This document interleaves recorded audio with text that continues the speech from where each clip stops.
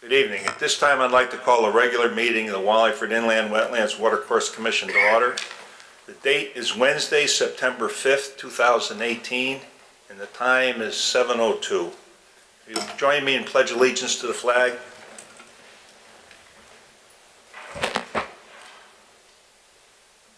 pledge allegiance to the flag of the United States of America and to the republic for which it stands, one nation, under God, indivisible, with liberty and justice for all.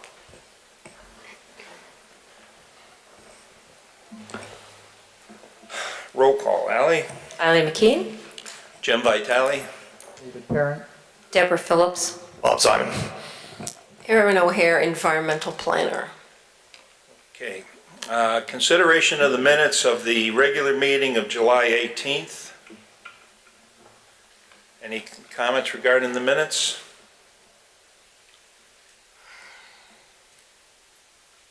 If there's no comments, I'll entertain a motion to approve. Mr. Chairman, I make a motion that the minutes of the regular meeting of July 18th, 2008 be approved. Is there a second? Second. Motion made and second. Any discussion? Call for a vote. Ally? Yes. Yes? Yes. Yes. Yes. Okay, pass. Okay, now we're going to continue the public hearing that we had last meeting date, and this is application A 18-6.2, 5 Research Parkway LLC, Industrial Development. This public hearing was called based on significant activity. So we'll start the public hearing at 7:05. Thank you, Mr. Chairman, members of the Commission. For your record, my name is Dennis Senaviva. I'm an attorney with the Senaviva Law Firm, and I represent the owner and applicant. To my far left is Emil Paredes from BL Companies, who will be working the PowerPoint presentation. To his right is Michelle Carlson, our project engineer. To my left is Eric Davison, who is our project soil scientist, wildlife biologist, and a wetland scientist. At the last meeting, you may recall, we made a fairly extensive PowerPoint presentation. We spent the last 1.5 months since that meeting looking for any positive changes to our plan to address any of the concerns that had been expressed by the chairman and the commissioners at that last meeting. And we're pleased to present to you those changes tonight. Michelle will go through primarily the changes from the plan as opposed to going through the whole plan. I think you've already seen that and heard that, but I wanted to identify some of the changes because we view them as positive changes to what was already a terrific plan. But at your encouragement, we went back and took a look again to see what could be done to make it even better. And Michelle's going to explain to you, for example, that some of the changes in the site plan have resulted in a reduction of the requested wetlands filling area. You may remember we were asking to fill 2,465 square feet of wetlands. Now this is on a site that has about 1.2 million square feet of wetlands. We had asked to be able to fill 2,465 square feet. Now with the changes, some relocations, our request has been decreased to 457 square feet.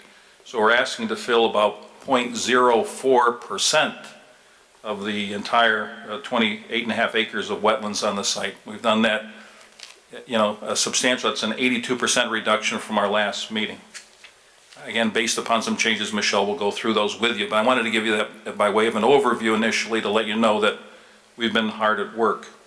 One of the other changes is that there is, by the nature of the new plan, a reduction of any proposed activity in the upland review area. Last meeting, you may recall, we indicated that the effort in our plan called for us to do some work in 90,620 square feet of the upland review area, about a little more than 2 acres of that property. The upland review area is again about 1 million to 1.169 million square feet of upland review area in the site. So again, on 179.8 acres, there's a lot of upland review area. But even with that number, we've reduced it to 63,000 and change. So we're down another 30% from where we were last meeting with the change of the plans, and that involves about a little over 5% of the entire upland review area is what we're looking at having any sort of disturbance. This is on again, a disturbed site. You know, it's been developed since about 1985 or so, and so again, this is not pristine, and Eric has discussed that, Eric Davison, and we'll talk about that again briefly tonight. We've also reduced the number of proposed parking spaces because, again, that was a concern mentioned at the last meeting. That number has been reduced. Initially, our plans called for about 1,200 spaces. That's been reduced even further. I should note that there are existing 1,422 parking spaces at the Bristol-Myers location currently. The new proposal is to reduce that to 1,017, so that's about a 400 parking space reduction. And we're working also with your planning and zoning staff to make sure that that meets all of their parking requirements, and I believe it does. They've been kind of working with us on that issue. Excuse me, are all those spaces going to be paved?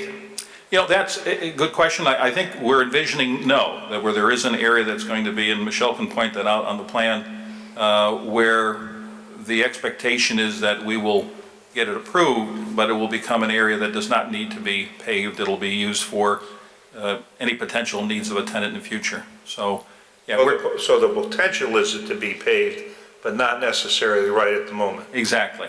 So that the plan is to get it approved, but not pave it. And again, that's something which I believe P&Z has permitted in the past. It's something that I think also works well with our presentation to wetlands to try to minimize the number of parking spaces.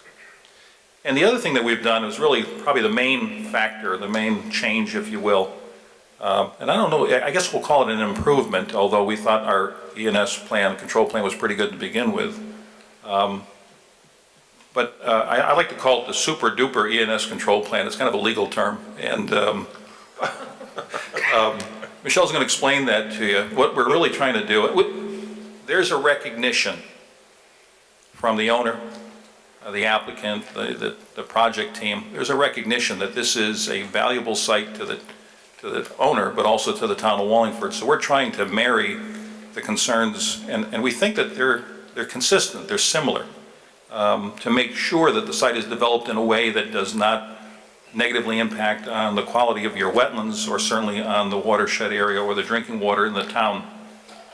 And so while there are, and there were in the original plan, the very substantial erosion and sediment control plans proposed, Michelle's going to explain that what's being proposed tonight hasn't been proposed, I think, in any other development within this town in its history.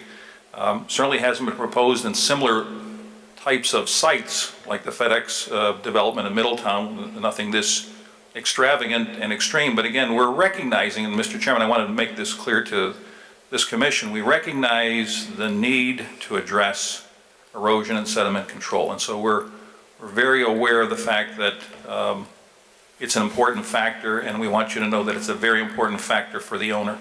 They want to be successful. They don't want to be vilified. They're here to be a good partner with the town.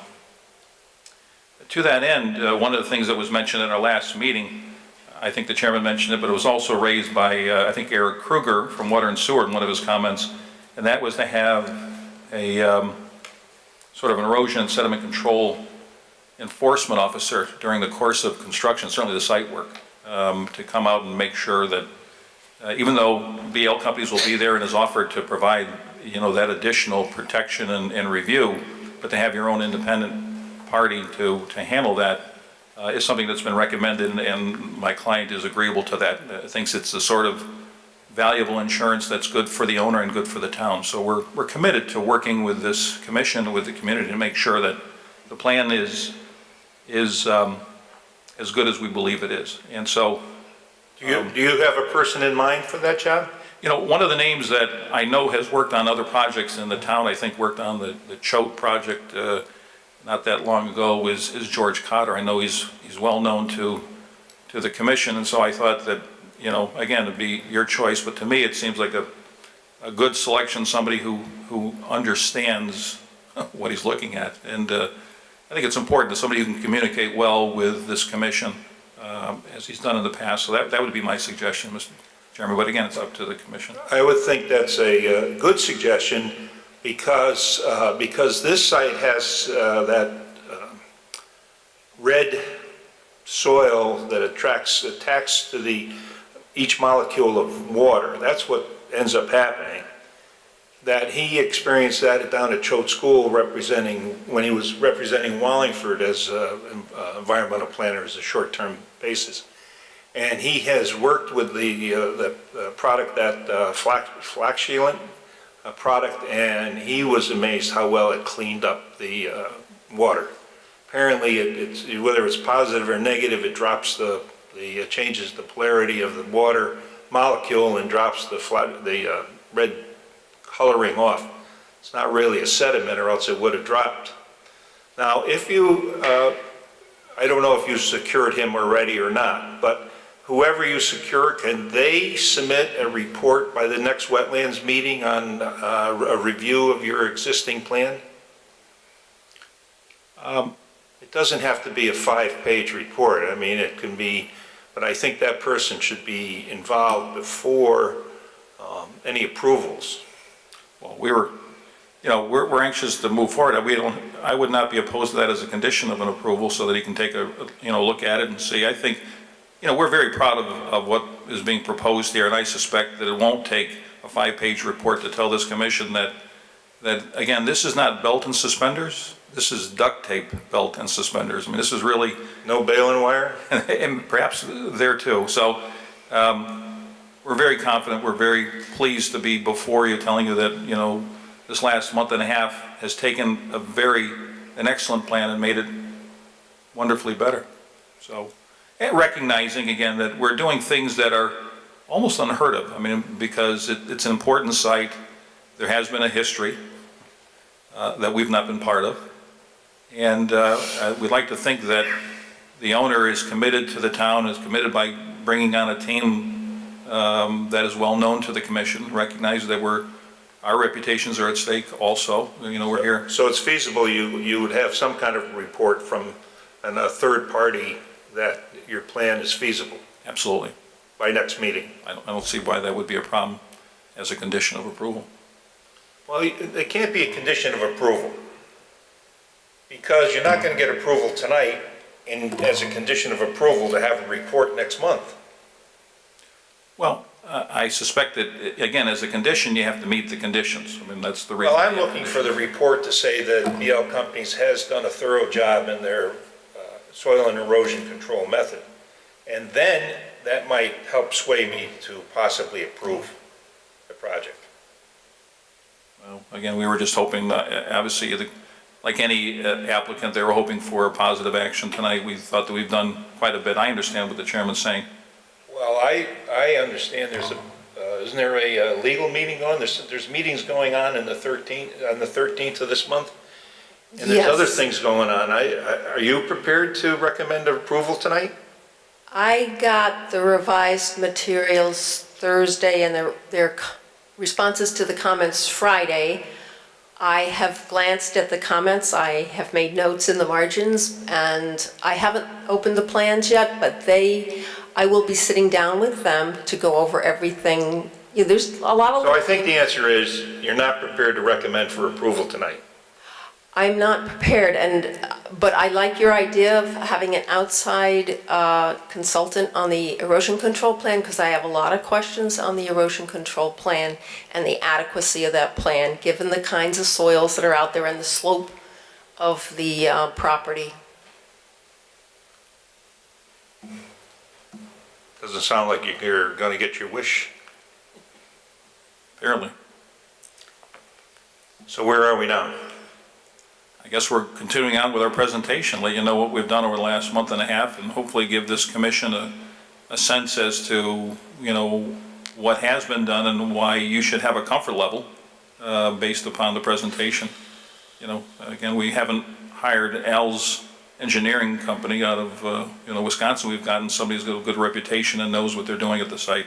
So I'm going to have Michelle make a presentation to you, let you know just what sort of of plan is being proposed. Again, something that hasn't been proposed in other sites in this town, designed to give you the comfort level that I think you're looking for.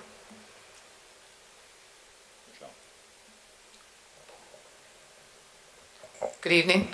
Good evening. My name is Michelle Carlson. I'm a licensed professional engineer in the state of Connecticut. I work at BL Companies in Meriden, Connecticut, and I'm the director of our land development group. And I'm here tonight to go over what changes we made to the plan. Do you want to? You're ready to give another PowerPoint presentation? Yeah, it won't be long. I'm just going to go over the highlights of what we changed so you can see what we moved.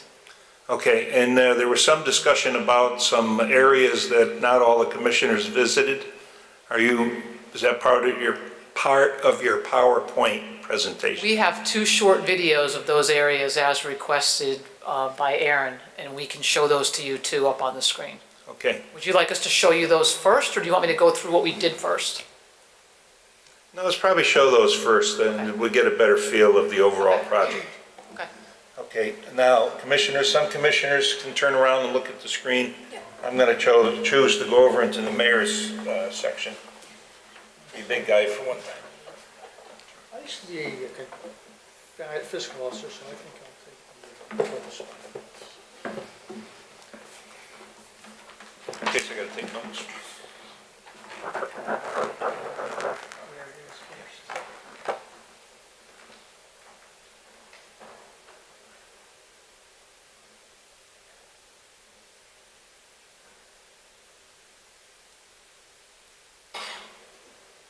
For the record, my name's Emil Paredes. I'm also a professional engineer, licensed here in Connecticut.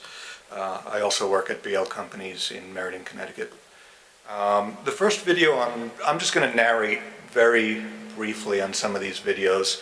The first video here is just kind of showing you an area that some of the commission members weren't able to get to. It's basically the muddy river in the gorge that's kind of I guess between the 2 proposed buildings. Right now we're looking, it would be east towards the CLMP easement. As you can see this time of year, it's the stream's dry. Now we've rotated and we're looking west towards what would be the emergency access drive, or the existing drive that Bristol-Myers uses.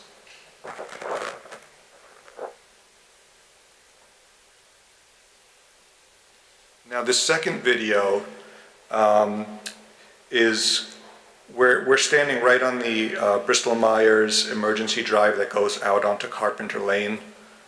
And there's an existing nature trail that actually walks down into the undeveloped portion of the site. Basically, we're walking west right now, paralleling Carpenter Avenue, or Carpenter Road.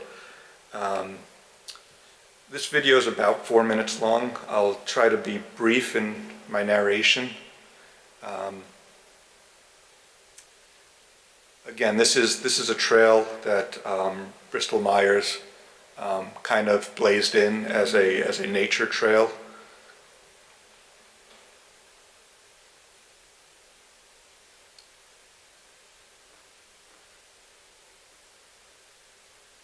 In a minute or so, we're going to be doing our first wetlands crossing on the trail, not necessarily our site plan. So this is right now we're walking across our first wetland crossing. There's a culvert towards your right-hand side that comes off of Carpenter Lane and drains through this little intermittent channel. We're continuing west.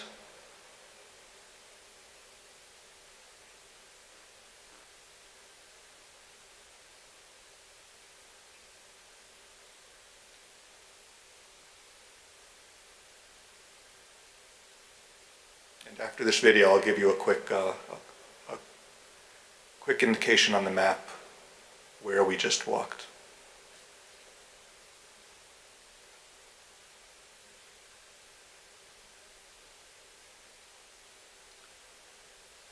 right now, we're in between the two wetlands systems that run down the length of the site.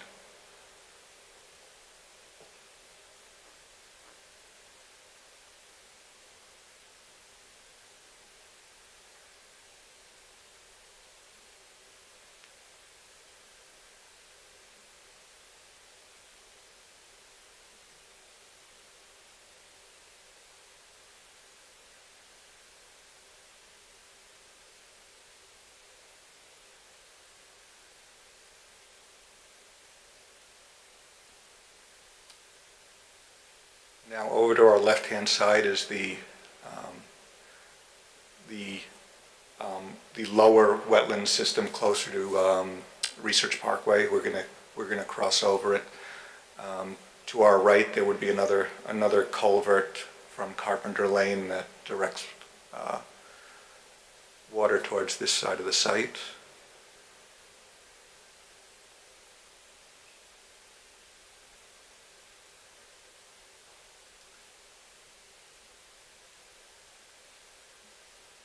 And right around here, the trail turns south. And this would, if you stayed on this trail, it would lead you towards the existing daycare center. And I don't think our video goes too much further here.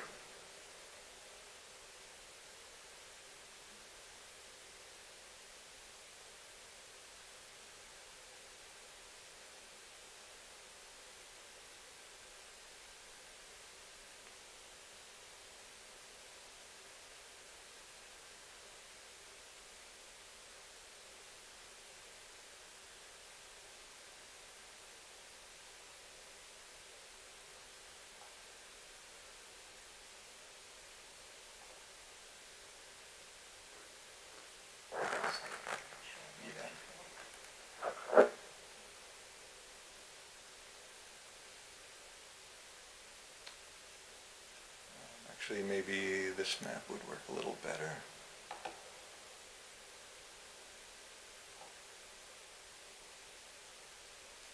So it might be hard to see from this map, but the curved Bristol-Myers parking lot here, there's an emergency drive that kind of goes with my cursor down here towards Carpenter Lane.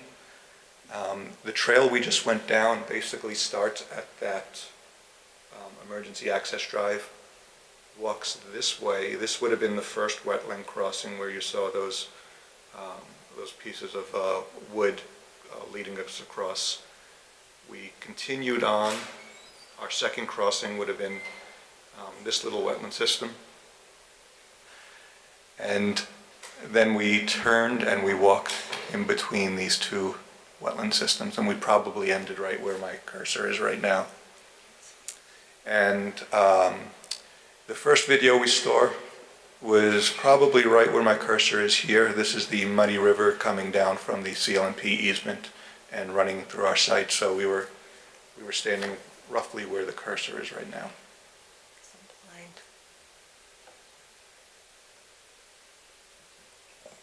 Do you need to see either of them again, or are you good with what you saw so far?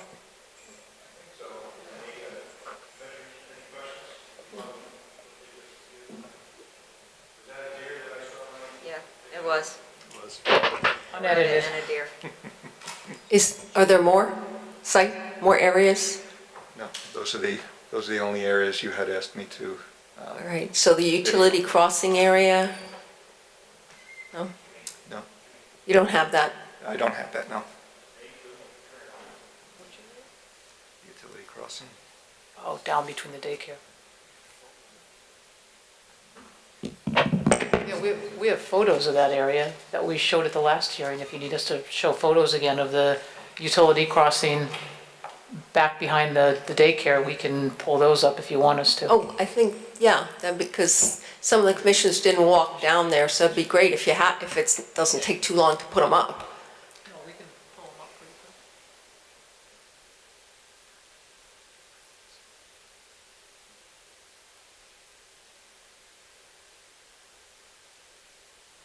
You're gonna have to guide me through Yeah, here. keep going down, down. There it is right there. So that's the utility crossing from the daycare to the parking lot and access drive. So this would be looking west towards the daycare.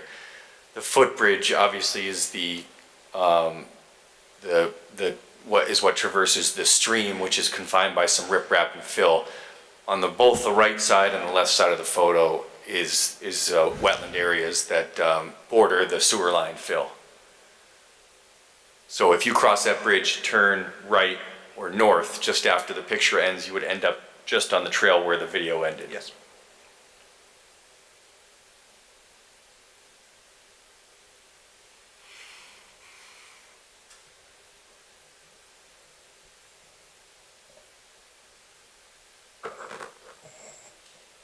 Okay, so back to the main changes. I'm not going to recite all the numbers again because Dennis stole my thunder and recited all the facts and figures. So I'm going to show you how we accomplished decreasing the direct wetlands fill and the upland review impact areas. If we zoom in below warehouse 1, what we did here on the plan is we basically elevated the warehouse. We picked the site up 3 feet and slid it back towards the CLNP easement. And we were able to move away anywhere from 12 feet to almost 28 feet further away from the wetlands than we were with the previous plan.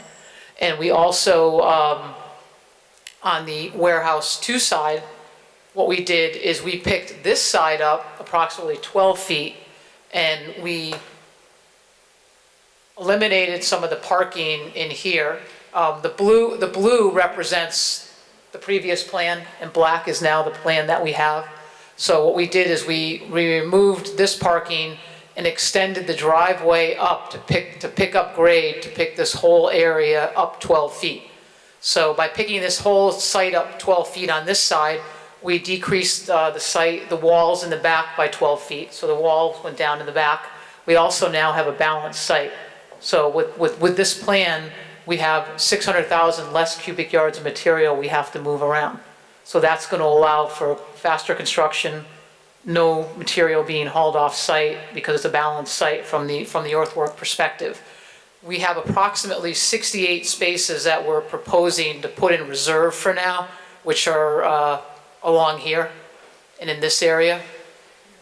We're proposing to keep those in reserve. We don't need to build those right away, but we'll obviously grade out and grass those areas, and if the spaces are needed, then they'll be installed.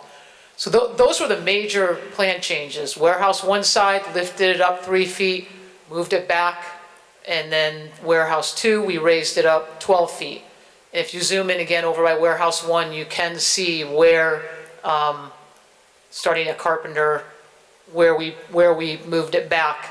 You go so we can see the 13 feet as we get in, then 12 feet, then we go up to 27.3, 27.7 feet. So blue is where the old plan was and black is where it is now.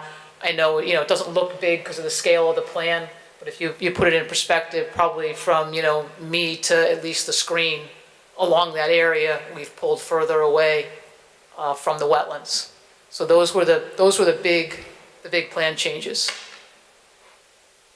What we did with the erosion control, actually I'm going to back up a second, go to the next slide. I can walk you around if you want and show you before we had walked through this plan in the first hearing and we talked about each disturbance and how many square feet we were impacting of upland or wetland. And if we go to the proposed wetlands fill area, we can show you that now we're only proposing to fill this little area of wetland right here. That's the direct wetland fill. We went from just under 2,500 feet to about 460 square feet of direct wetland fill. We reduced it by over 2,000 square feet in this area. We also decreased the upland disturbance area all along the bottom here for a total of approximately, just about 30,000 square feet total less. So the upland review area that is still in disturbance is the green. Correct. If you go to the top left, up by that other wetland, we actually decreased the upland review disturbance in that area too. We pulled further away from that up that wetland so that we could maintain the drainage and grading toward that wetland to the extent possible. So we pulled away from that wetland too. If you go up, you can see the difference in disturbance area. We went from just under 20,000 to about 11,000, so we reduced that work in that area by 8,200, 8,300 square feet.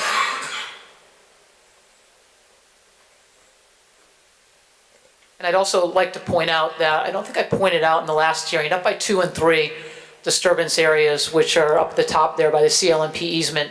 In those areas, we're working in the upland, but there's already asphalt, chain link fence, and improvements in those areas. We're actually working in those areas because we're taking that asphalt, chain link fence out, and we're replacing it. It's going to be grass, so there's not pavement going back in there. I think one thing to point out of the approximately 63,000 square feet of upland review area that's proposed to be disturbed now, 33,000 square feet is work that's being done in areas that already has pavement or roadway or has already been disturbed. So there's approximately 30,000 square feet of new upland disturbance. Now, in this section here, various areas around your site, some you're building retaining walls to hold the parking lot, and some you're building retaining walls to hold the natural contours back. Now, which is it on this site and how high is the wall? In the back here, you want to go to the latest grading plan? Yeah, we have cross sections through here that would probably be helpful. Okay, let's start with over section CC, which is up by the wetland that we were just talking about. If we zoom in down below here, we have a cross section. Right through here. Yep, we can show you through here first. This is the wetland right here, the edge of the wetland. This is the wetland. This is the grading that's going away from the wetland up so that water drains back into the wetland. And then we start our grading down. And here is our retaining wall. And that's about 35 feet, I think, back here, 30 feet. If we walk over to the side, I can get the exact height through this section. I believe it's 22. Is it? Yeah, 22. Okay, sorry, 22 feet tall wall here, and then we have the parking. So there's a 22-foot wall here holding up. And how about the other side of the parking? On the downstream side, Well, no, on that site right there, is it? where cross-section BB Great. is? Yeah, so we have another. Yeah, we have another cross-section here, section BB, through the middle of the building. If we go down below, we can look at this cross-section. Let's go over to this side first, because this is up by the CLMP property line. And right here's the property line. It actually slopes up, and then it slopes down. And then we have this retaining wall here, and these are, let's see, this is 10, 20, probably about 20 feet here again. Yep, 20 feet of a wall here, so it's holding up the bank behind it by the CLMP easement. Then we have the asphalt and the trucks in the rear. We keep going across. We have the proposed building. You can see the existing grade here, actually. This dashed line is the existing grade now, so you can see where we're cutting. And then we come along and we get close to existing grade here. We're in a slight fill condition, and then we have the retaining wall again, and we slope down to the wetland, which is here. So the wall on the other side is 15 feet or so? This here? Yeah, roughly.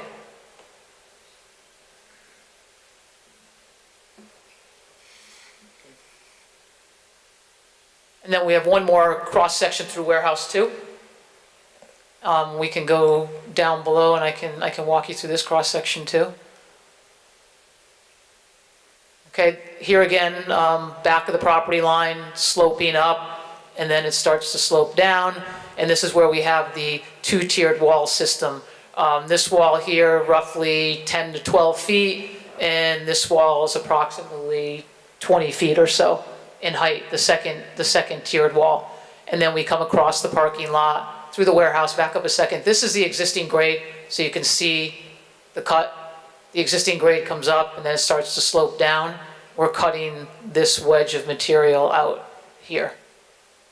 And then You've we done keep, test borings on that wedge? We're in the process of doing borings. We're hitting rippable ledge down to about 30, 35 feet. And then there's more competent rock below that. We can give you So exact terms. you're going to need to blast in that area? In this area here, Well, you got 5, 10, We- 20, 30, 40, you got we, 40, 45 feet of grade to take out of there. we're doing borings in here now. We know that over on the other side, Warehouse 1, where we've completed most of the borings, that's where we have rippable ledge down to around 35 feet. And then below that, there's bedrock that there might be minimal blasting up in the back corner of Warehouse 1. But by then, we'll have had removed 35 feet of overburden, so it'll be selective blasting. And we're finishing up the borings this week over on this side. So we'll have good geotechnical information. I have a question. This looks like a big, it is a big project. But that 35 feet, do you do that all at once, or how do you proceed with that? It's going to go down in lifts, because if you remember, when we went through the ENS plans, we have our controls set, and then as we lower the site, we have our sedimentation basins while we're lowering the site, then we have to lower the site some more, put another section of sedimentation traps in. It's a process. It's done cut and fill in layers. So they'll be cutting up in here. Let's go to Warehouse 1, for example. They'll be cutting up in here while they're building the retaining wall on the opposite side and filling where we need to fill, where the lower wall is. And I have some actual drawings of FedEx that I'm going to show you to help kind of show you how it was cut and filled, to give you a better sense of what we're doing. Well, it looks like you're cutting out more than you're filling on the warehouse 1 or 2. The first, the higher elevation. It's an overall balanced site between the two warehouses. Each warehouse itself isn't necessarily balanced, but the two combined, it's a net balance site. And when we did our earthwork calculations, we took into account the mass excavation as well as, trenching and everything. So it's a good balanced number.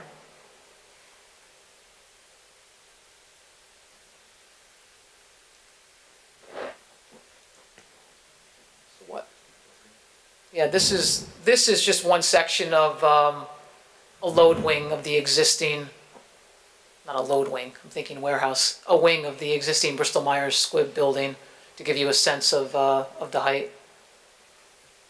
And then we continue on through Warehouse 2 with another 10 to 15 foot wall, the drive, the truck drive, and then down to the pond. And this is the existing grade, so this section in here is a fill condition in here.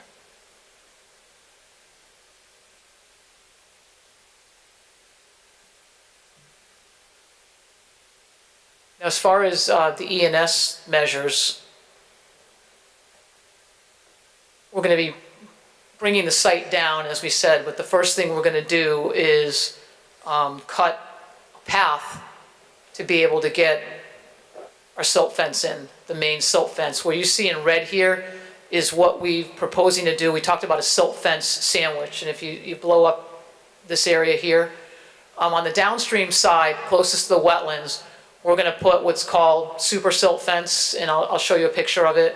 It's reinforced silt fence, actually attached to steel posts, so it's a lot stronger than the standard silt fence that's not reinforced, and it is attached usually to wood stakes. I'm sure you've all seen it. So we're going to have reinforced super silt fence closest to the wetlands, then we're going to have hay bales, and then we're going to have your standard silt fence, with all work being done on the left-hand side of this silt fence sandwich. So that's going to be our defense, protecting the areas, our limit of disturbance areas. And this will all get installed, and then they'll cut the remainder of the site and clear and grub, but not until all of the perimeter silt fence is put in, protecting all the wetland systems. We also, in our sediment traps, we're going to use the Faircloth skimmer, which we talked about, And we actually have a sample of a Faircloth skimmer. This is a 3-day drawdown Faircloth skimmer. This is actually what we're proposing. We can walk around and show it to you. Basically, this device floats on the water like it's shown here. And we have a metal basket. I don't know if you want to walk around and show them that. It's like a vacuum cleaner. But there's a metal basket that the water actually, like paper thin, skims into that and drops down into a 1.5-inch orifice. And that's how the water, the clear water, is skimmed off the top. And then by the use of flocculants as needed, that'll help even drop the suspended materials further, and we'll be able to be siphoning off clear water, which then will come underneath the sediment trap and out into this stone basin, and then through a line of hay bales in addition. Typically, we'll have a sediment trap. If you want to go over and show the whole sediment trap, we'll have a sediment trap without the Faircloth skimmer. Water will rise up and it'll kind of flow through a stone berm and then out. Here, we're actually trapping the water so that it'll settle as much as possible, skimming off the top, and then this is an emergency overflow if needed, at which time it would be petering through the stone and then down over more stone, and then it would come across hay bales. And that's what we're proposing. Like I said, this is belt and suspenders of what we typically do. I've personally designed a lot of E&S controls in my 30-year career, and this is the most extensive, what we're proposing for any site I've worked on in Connecticut, no matter what the soils are. With a triple defense of the 2-silt fence, the reinforced silt fence, the hay bales, the Faircloth skimmer, the use of flocculants, the hay bales on the downstream side. And remember, this is all, it's not set in stone per se, it's a living plan. So as conditions change or evolve, extra materials will have to be on site if needed. If we need to put an additional sediment trap in for some reason, we'll put an additional sediment trap in. These sediment traps are placed such that they are not collecting more than 5 acres. They're sized appropriately.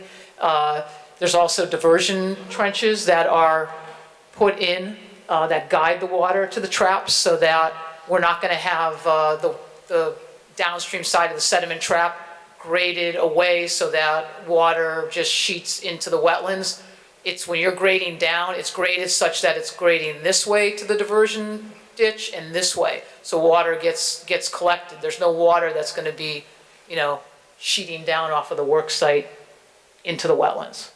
What's your time, estimated time of construction as far as getting the site stable? This would take approximately 9 months, 9 months. realistically. Could I ask a question, Mr. Chairman?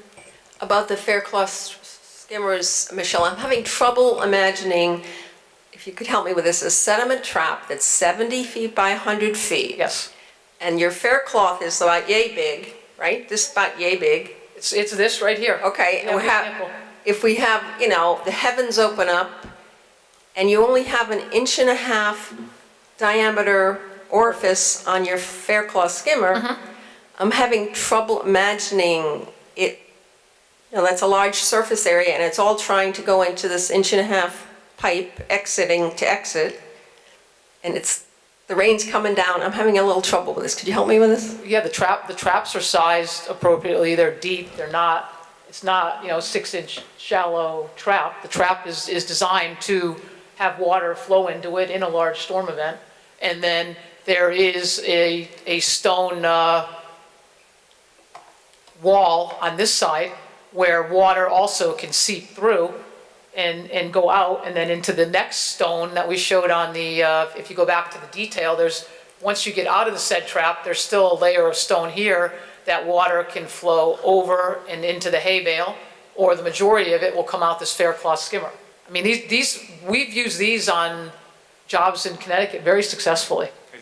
I think there's two, what I get out of what Aaron just indicated, and correct me if I'm wrong, Aaron, you're trying to see if the skimmer works when it's raining. And I think the purpose of the skimmer is trying to be after the rain, when the sediment pond starts to settle down.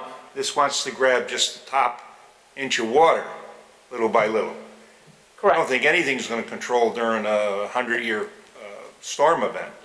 As No, far as a skimmer like this. 100-year storm event, it'll end up in a detention basin, but part of the, Yeah, part of the, This skimmer is not designed for any of that, is it? it's not designed for a 100-year event. It's gonna take a But it's 3-inch rain designed- event. It's designed for after the storm, not during the storm, is it? Correct. But during the storm, the basin's filling up as the storm's happening.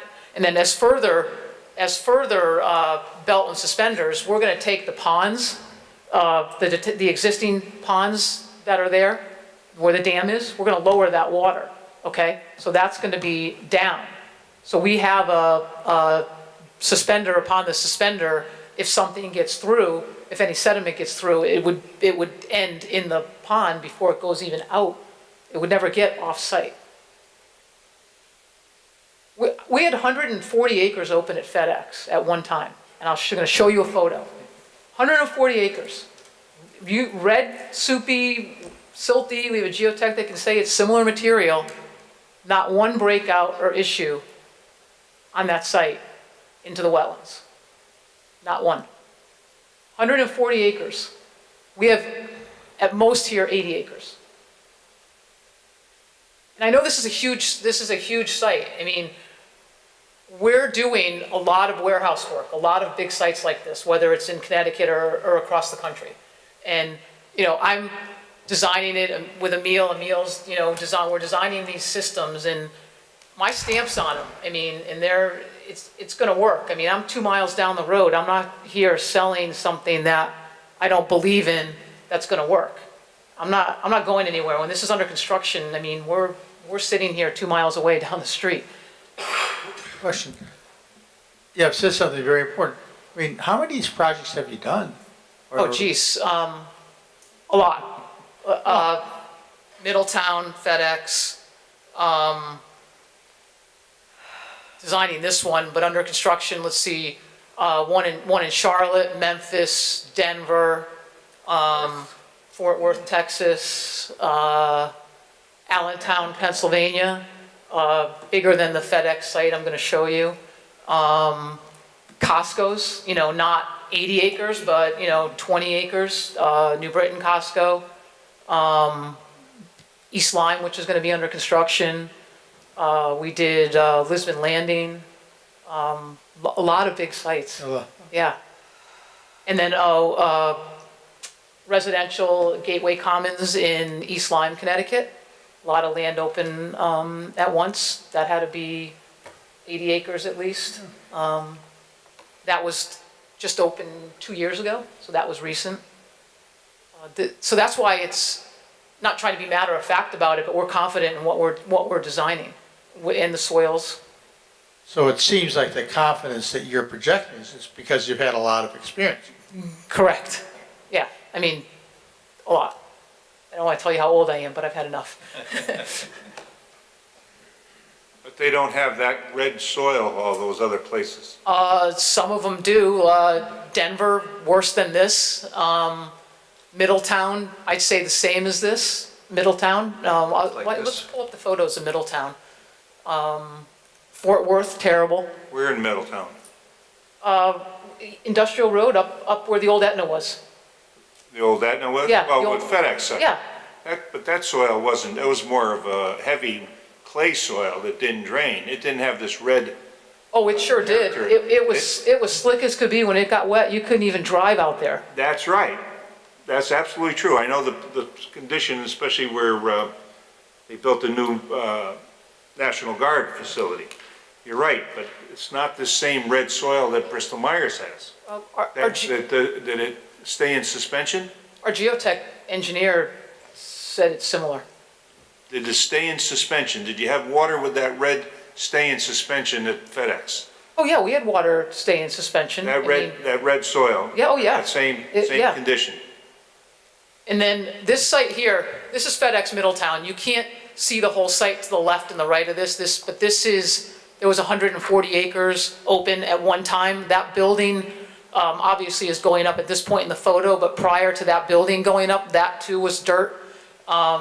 And along the back of the photo, and you can see in subsequent photos, this is all wetlands back in here, all along in here. This was an existing detention pond that actually, when Aaron and Casey were out last week, or the week before, the weeks just fly by, it was all green in that particular pond, but we didn't design that pond.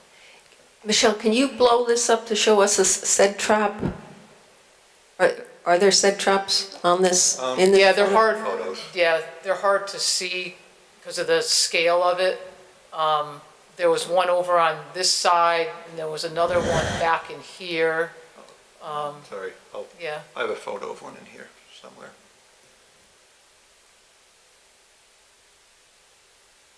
let's keep going through the photos and we'll get to it. We only have like 6 photos. Yeah, sorry, it's locked up. Yeah. Oh, it's locked up? Technology's great. Sorry. Could you explain what a reinforced silt fence is like? I'm going to show you a picture, Okay. hopefully.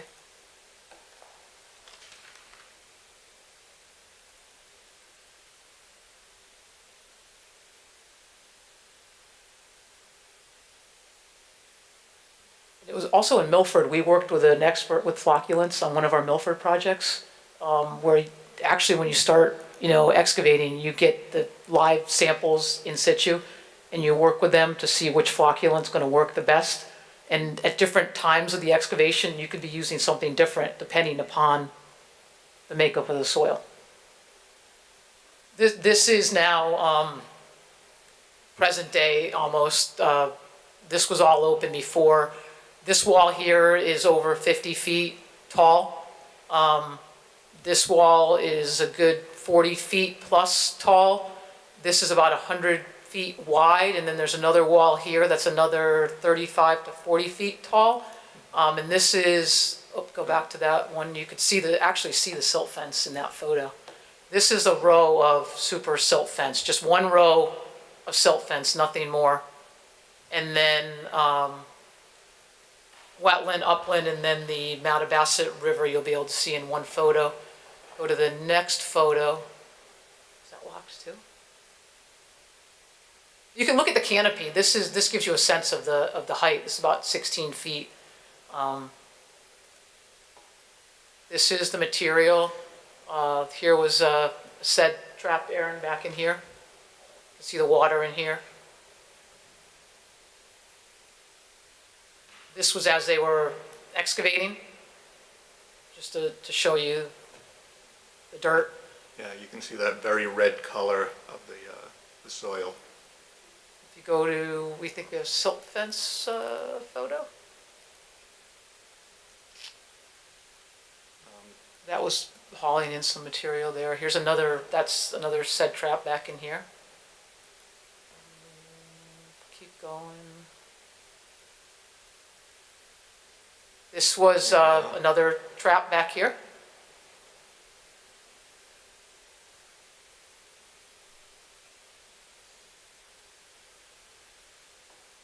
This is the wall being constructed, rising up. It's still going up.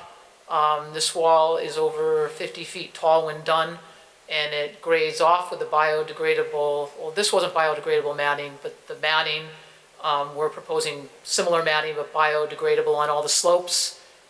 This was just a row of silt fence, regular silt fence, and then this is the reinforced super silt fence. And this was the only perimeter control to the wetlands on site. And we had no blowouts. There was one issue here where they had tracking onto the road in the town. The Middletown shut them down till they stopped tracking off the road. But we did not. That happened once. It was gotten under control and didn't happen after that. But there were no blowouts into the wetlands, and there was 140 acres open at once. Now, what size pipe is that? That's a 2-inch diameter. It's a fence post, a chain link fence post, Okay, and 30 inches tall. that's not attached to the silt fence. There's You a put the wire, yeah, there's a wire fence behind it. Yeah. It doesn't come attached to the post. You put the post in first, and then you install the silt fence. Correct. And that's how, why you were able to get a taunt against the post? Correct. And there's wire backing. It's reinforced. So it stands tall and But it isn't necessarily ever the silt fence fails, it's usually the post that fail correct. in conventional silt. Right, what happens is the post starts to fail or the silt gets against the unreinforced silt fence and the weight of it, you know, the posts are coming in and the silt fence is going out, right? It's falling down Right, at the but same time. it doesn't rip. Correct, right. It's because the posts come in and it gets, and here, there were no issues on this site. And then, you know, we're also proposing forward of that, a row of hay bales, and then forward of that, your conventional silt fence. So you kind of got two lines of defense on our proposed plan before you even get to here. Michelle, something's on the top, that runs along the top edge of this silt fence. Here? Yeah, what is, no, That's, running, that's where it's attached. no, That's one along of the whole silt fence? Yeah, that's one of the wire, No, I mean the whole 100 feet long, it looks like a rim on the top? this is a wire. Oh, this? Yeah, Yeah. this is just, that's reinforcing on the top, underneath, right here. That's line. where it's going around. It's just a printed It's just a green line. Yeah, That's it. that's just the Line green on line the- on The top of the fence. manufacturer. Yeah, that's nothing. It's the manufacturer's top of fence. You're talking about the green line? Okay, is this regular silt fence or is this No, it's special? reinforced in the back. I'll bring you a sample of it. It's strong reinforced fence. It's not just typical fabric. It's thicker than regular silt fence. It's got steel, like reinforcing mesh in the back of it. Regular Okay. silt fence is just a black plastic fabric. Right. On the back side of this, I'll get you a sample of it. On the back side is further reinforcing. Do they roll it up or is it in sheets? I mean, plates, like, or you can roll it up? It's You roll it up, okay. But you know, the key is besides having additional reinforcement in the fabric, behind the fabric, is the metal posts. So you can Right, pull it okay. taut so that the posts aren't failing and you've got the added rigidity to the silt fence. Okay. Theoretically, I mean, it shouldn't even get to this point with ours because we have hay bales and then another row of silt fence. And I'll give you an example if you want to see it. I can get you a sample of it.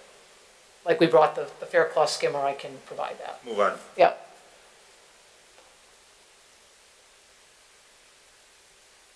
So those are the major changes. I mean, the biggest thing is the changing of the grade, the lowering of the site to balance the site, picking up warehouse 1 and sliding it back to get further away from the wetland system and reducing the direct wetland fill. Do you have a little more information on the retention pond and the outlets of the retention pond? Is there Sure, only do you- one retention pond? Right, because we're going to utilize the existing ones on site also. I'm sorry? The existing ones on site are being used also with our stormwater system, but we had to build one additional new pond down below warehouse 2. Well, the existing ones on site, what's their outlet structure like? Because This existing, existing ponds, no, not those, because they just dredge those. I'm more interested, but you're not feeding your retention system into that. some of the stormwater is going into these 2 ponds as it does today. We're mimicking the flows to these ponds, plus we're adding another pond to But take. that's your finished site. Right, I'm looking for your, during construction site, the retention sediment control pond. oh, okay, all right. Sorry, I missaid it. Okay, I thought you were talking about the permanent detention basins. My bad.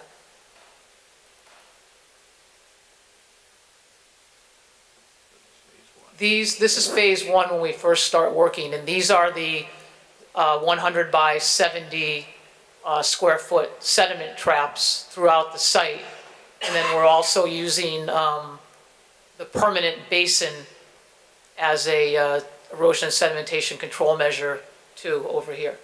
So they're all here in the first phase of construction, and these are all the diversion swales that are cut just so water and the grading gets to the traps. And what are you using for an outlet structure on them? You want to go back to that detail with the Faircloth skimmer, okay?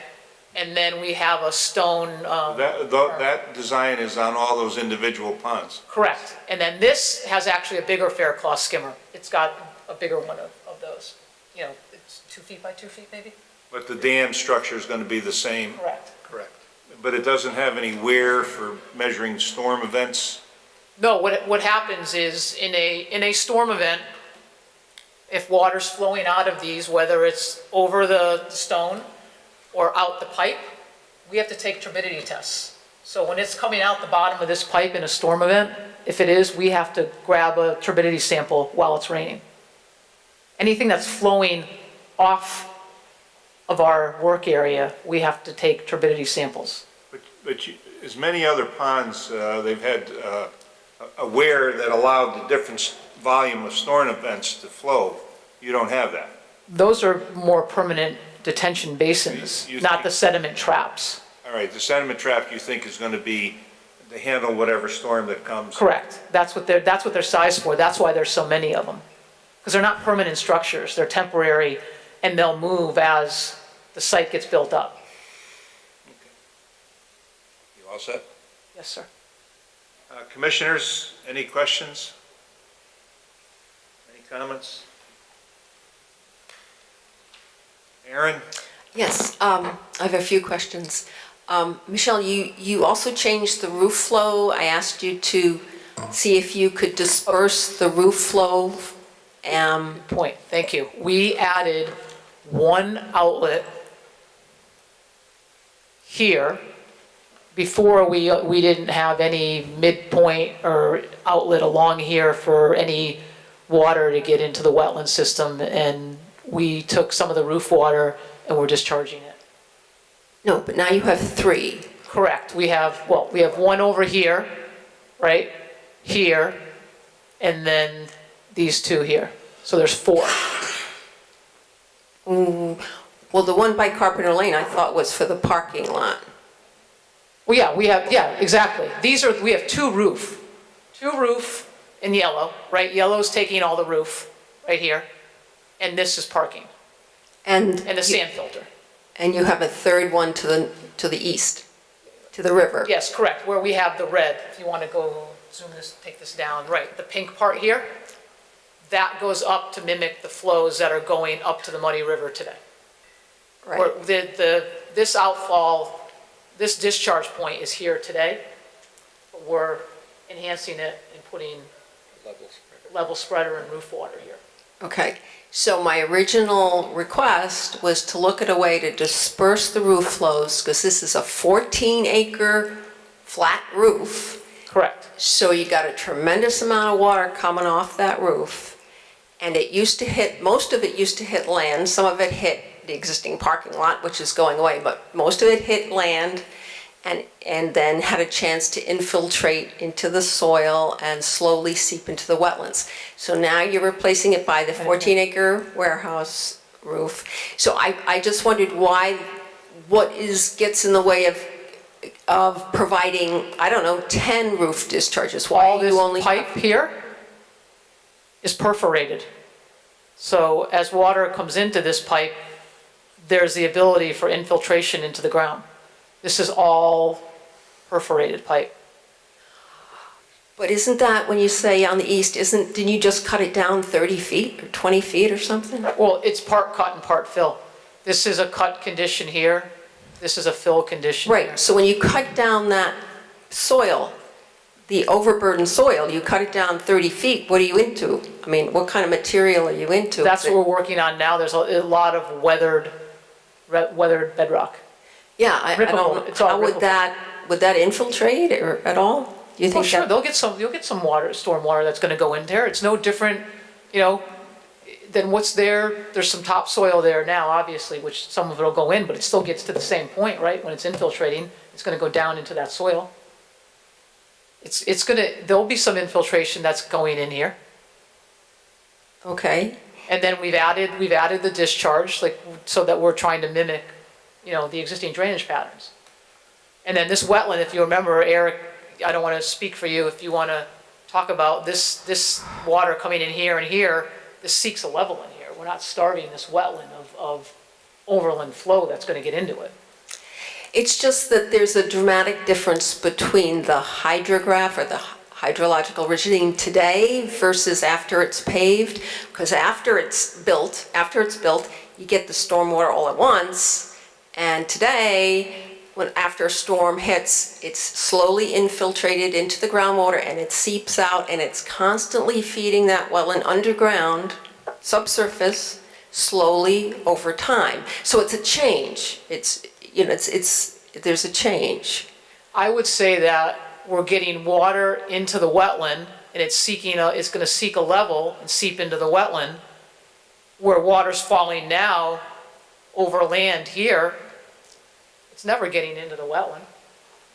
Yes, it is. It discharges underground in the groundwater. The groundwater discharges to that wetland. We have discharge here now closer to the wetland underground along this roof line, where right now it's way up here.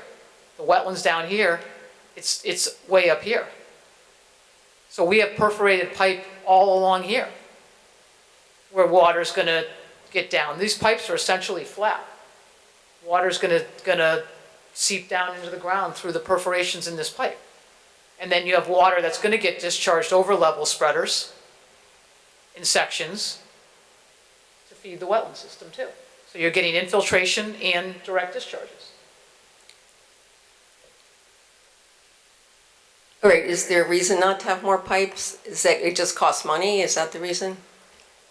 No, we're trying to mimic existing patterns to the extent possible, and we thought infiltrating here was a better way to seep down than to add another direct discharge.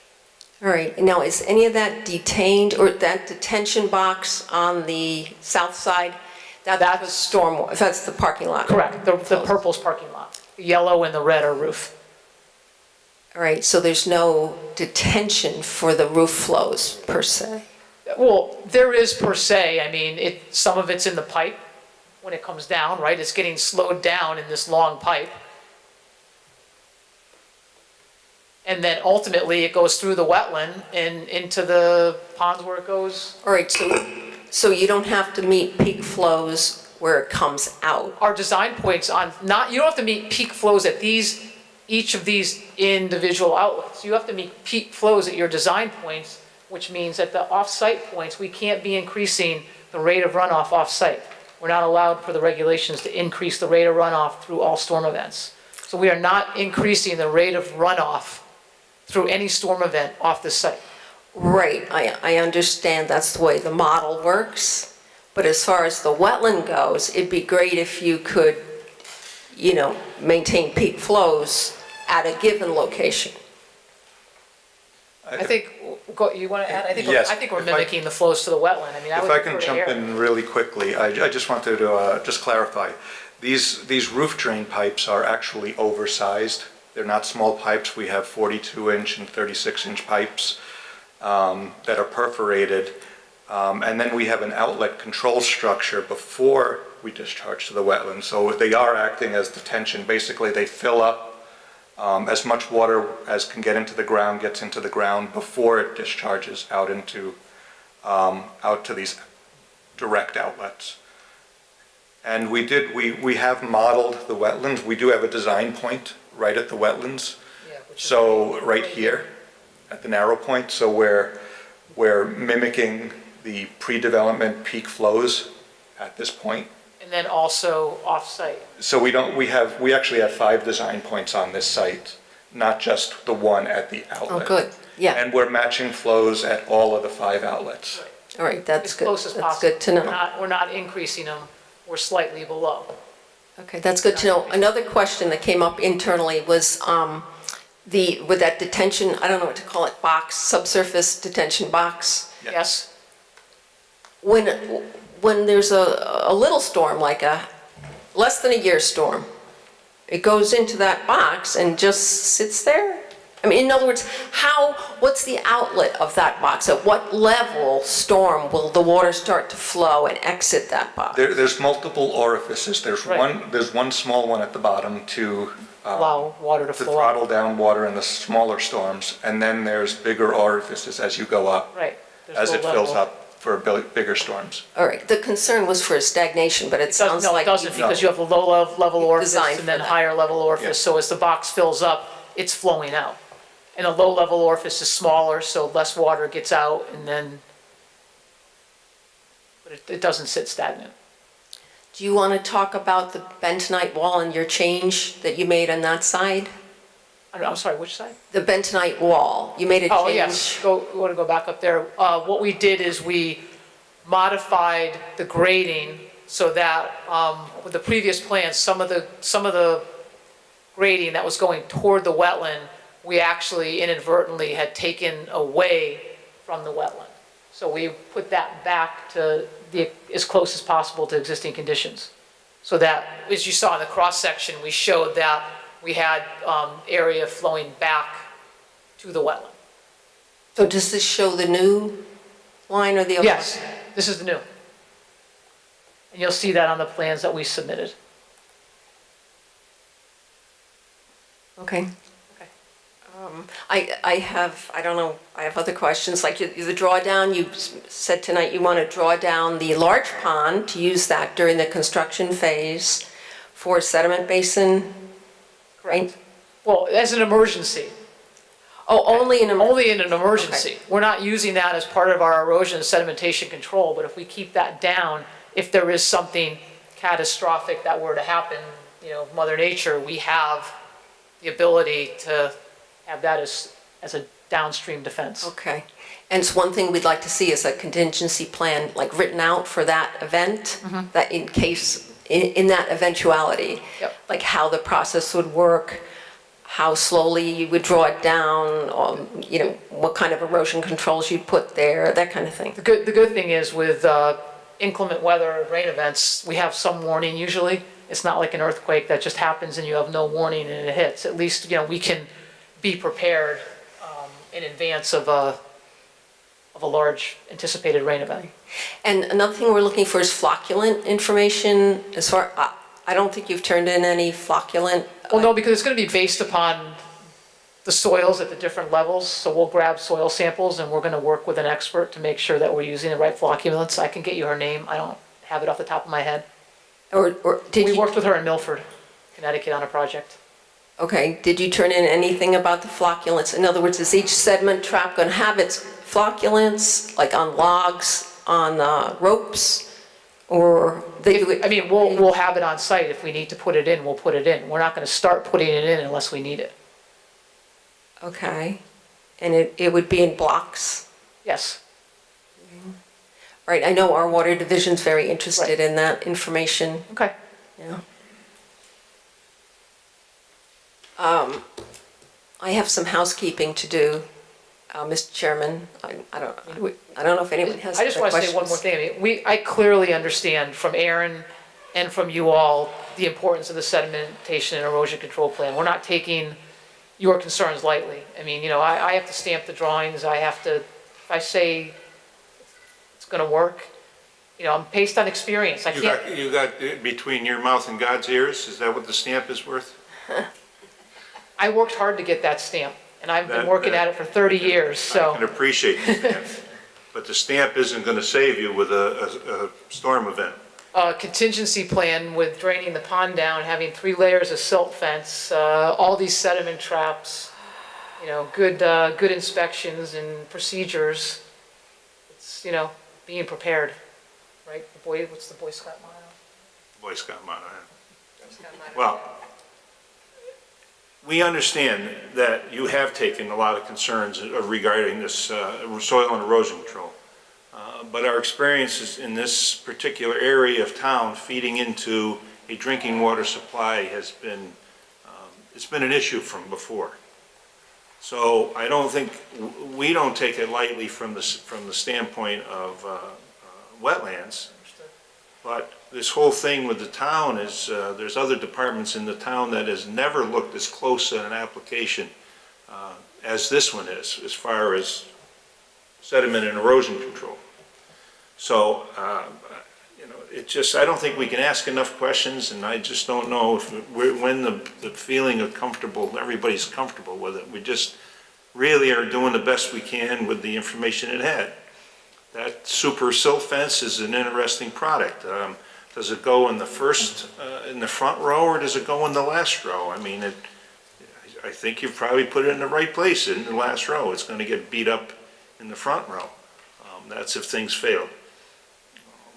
I mean, the recharge of the ground, you're gonna take 30 feet down, you're gonna hit the rock. But you've got 30 feet away, you've got 30 feet of fill. So you've got some fill, some area that should be able to absorb that material. That certainly is a heavy soil. It doesn't absorb much without the topsoil on the top. So Aaron has got well, I don't need to tell you how many questions Aaron has, because I'm sure you go over them on a regular basis. But there is some things that are going on.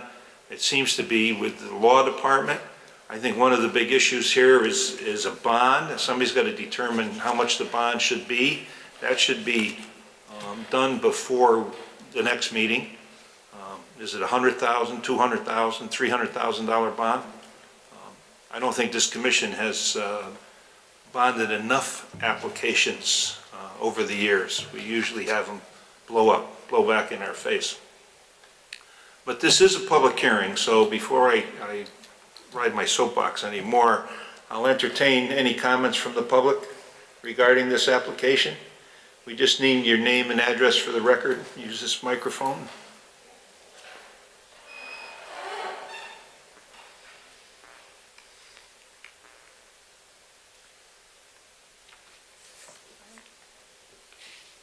Give it a tap or two, see if it's on.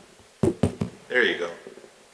Hi, my name is Debbie Labutis, and I live a couple houses from Bristol-Myers. My address is 1260 Barnes Road. I am extremely concerned when you said you might be blasting, because we have well water, and we are not, I've checked with the town, we are not going to be able to pipe into city water where we're living. If our well gets contaminated or damaged, who's going to provide us with water? It's a major concern I have. I mean, the blasting could contaminate our well.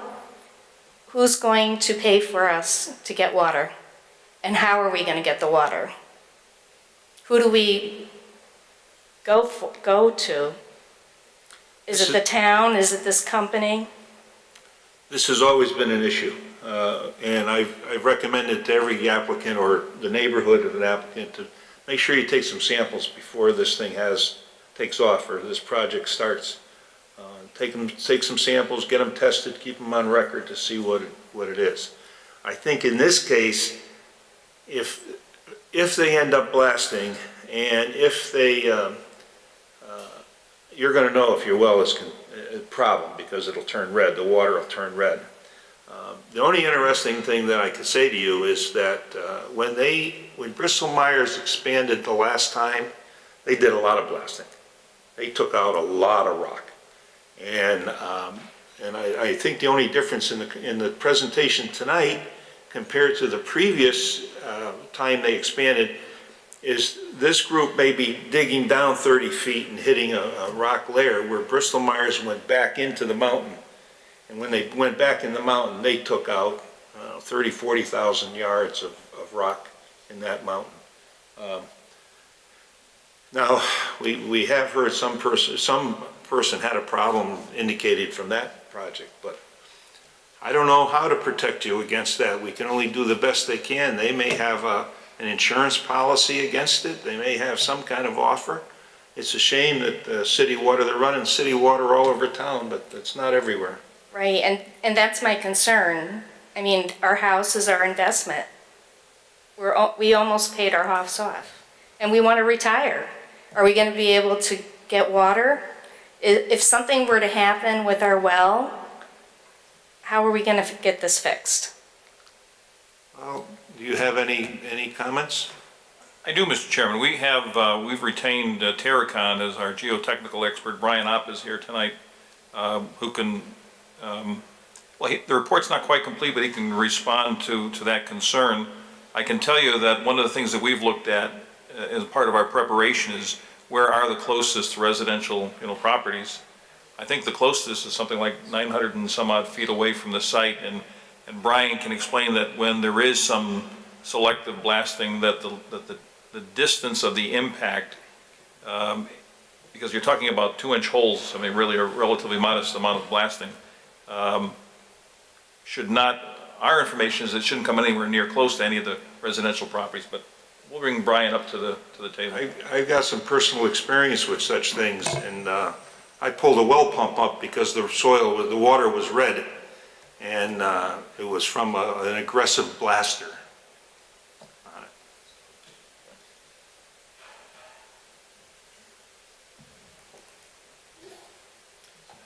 Good evening, I'm Brian Opp. I'm also a licensed engineer here in Connecticut. I'm a geotechnical engineer. I work for a company, Terracon, that's up in Hartford, Connecticut, and I've done numerous projects throughout New England and the Mid-Atlantic. On this site, we have two types of rock. We have the New Haven Arcos, which is a softer, weaker rock near the surface. And then we're hitting out deeper, maybe close to 40 feet or so, 30, 40 feet, we're hitting that basalt, which is the trap rock that we're probably used to seeing at the Tilcon facility further down the road. In my experience, it's our opinion that the Arcos rock is a softer, weaker rock, so it's favorable for some of these cuts that BL is proposing, in that it can be rippable. Blasting should not be required for the majority of the Arcos unless you get down deeper where it turns a little competent or it turns into the trap rock. So, you know, we believe that a lot of the effects of the blasting is mitigated by the fact that you have so much of the softer Arcos rock. Now, with blasting, typically, the radius of effect is only about 20 to 40 times the diameter of the blast charge. So if you're putting 3.5-inch charges in the ground, it's common to only have an effect, you know, several feet away. Now, there have been reported cases where, you know, within, say, hundreds of feet or so from a blast, people have made notice of disturbances in wells. Maybe there's turbidity, you know, maybe there's cloudiness of the water, but that tends to typically go down after a few days or a few weeks. To ask if a well is going to totally be annihilated or something due to a blast, I don't believe we're in that zone of influence this close to the site where the nearest residence is. Yes, it's Michelle. This A is the closest to the anticipated potential area based on investigation so far, where there might be some lower level rock removal, blasting needed, and this is 900 feet away. That's fine. That's your report, your comments are great, but personal experience I've had, I'm over 900 feet from where the blasting was. Now, yes, it did settle out, and of course I pulled the pump up and we went on, but it was really from the blasting. So, but that didn't really answer her question. You're just telling her that she shouldn't have a problem. But there's no contingency plan if there is a problem. Well, there will be specifications written to monitor. I mean, you know, so we have data or limits as to what event of a charge or what event of a seismic event would damage wells and residential structures. So we would be monitoring, or you know, someone would be monitoring not only this job site but residences further away, so that there can be like an alarm system. Hey, if we're getting close, then we shut it down. You know. You also have to do a pre-blast survey, and I would say that, is it safe to say that if someone's well got completely destroyed, a new well would be installed? Yes. I mean, if something tragic or unfortunate happened, which we don't anticipate, and the well was no good, they would have to put another well in for. That, you know, I thought of that also, except you're going to be drawn from the same water supply the first well is Yeah, drawn I've seen from. like fracking of the existing well done, you know, when you want to increase your flow and there's an issue that happens with a well and you frack it and it opens it back up. Sure it does, but if you're gonna drill another well 100 feet away, you still could hit that same red water that could be coming in. I mean, there's the issue, but you know, ironically, I think that's more a planning and zoning issue than a wetlands issue. That really, I mean, I know it's a well and it's water, but it's really a planning and zoning issue. And I feel that it's a serious issue. You can't, you gotta use the mic. There's no question it's a serious issue. It's a serious issue because we cannot connect to the city water. So if our well gets damaged and you re-drill and you get the same water, how are we going to get water? I don't have an answer. And who do we go after to get the water? I don't know the legal opinion on this. I mean, I don't want water delivered to my house every day. I have a camp up in Maine. We have well water. Our neighbors come and get our well water because they can't get water. So they lug jugs every day, and I'm not doing that.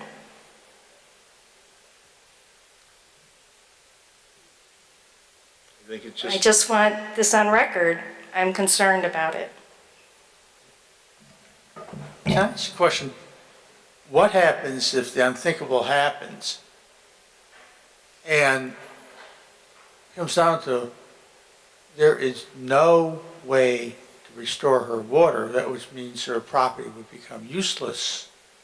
Then what would her, she's got to, if she has some damages, somebody's got to pay for that, whether they buy her house or what. I mean, but is there money there, a contingency, if it goes out that, they may simply have to buy her house and let her move somewhere else?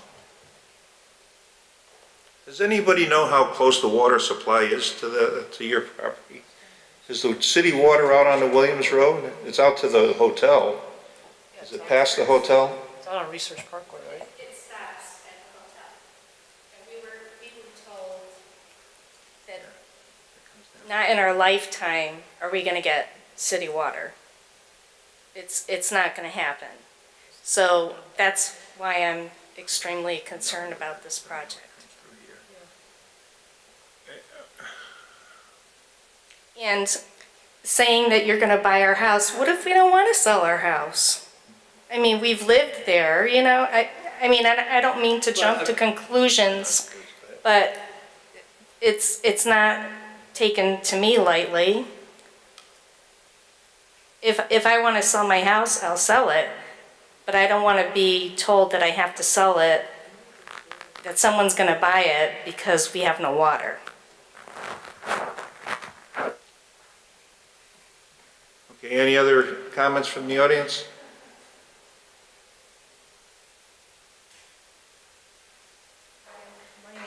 My name is Louise Labutis, and I'm at 1232 Barnes Road, so I'm near Debbie. My husband had spoken the last time, so it's really the same concerns that Debbie is talking about with the well water. I mean, we would love if we had city water because this is just, we've dealt with it with Bristol-Myers, with the blasting. It sounded like last time, there wasn't going to be really any blasting. There was very little. Now it sounds like there's going to be a lot. Maybe it is the softer, well, it looked like a lot of blasting. It looked like with the retaining walls and with the, they had to go down deeper. So we're also concerned if we have no water and, basically the same concerns. If we could have city water or, we've had problems before, so we're going to take samples, we're going to, be ready, but what do we do,